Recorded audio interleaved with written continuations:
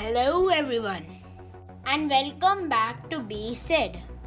Today we are going to do part 2 about comets. If you want to know more about part 1, the link is in the description below.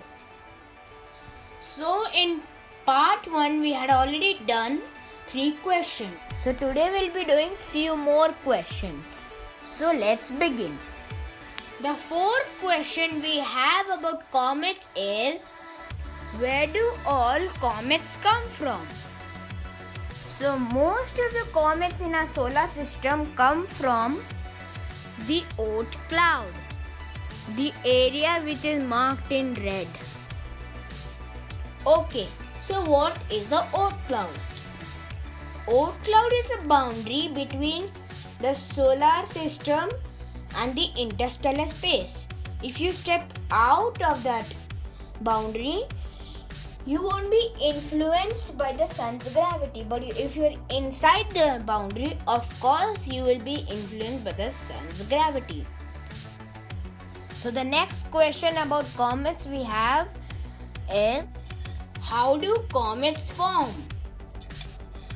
Comets form when the solar winds push away the lighter elements like gases and ices into the outer reaches of our solar system, where they begin to freeze. Voila! Now an icy comet is formed. Now because of the sun's gravity, they start coming back towards the sun. So shouldn't they have evaporated fully? So the very early scientists also had the same question. Maybe the first theory that they had was that the comets had enough ices in them.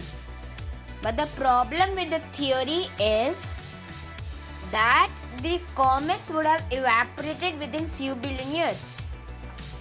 But we see comets which live longer than they should have lived. The second theory the scientists had was that the comets didn't spend enough time in their periapsis, or the closer part of the orbit. This theory had a problem. You might be wondering, what was it? Problem with this theory arose when the scientists started studying the structure of the comets.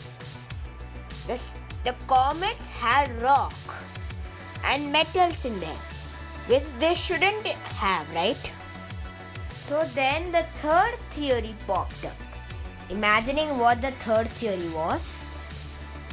So the third theory explains collision between an rocky object and an icy object. So what happens is, when a rocky object or a metallic object collides with an icy object, the ices and the rocks get mixed, forming a bigger object which turns into a comet. If you want to know more about comets, part 3 will be coming soon. So please support me by subscribing to this channel. After hitting the subscribe button, please press the bell icon for more updates. Stay home and keep learning. Bye bye.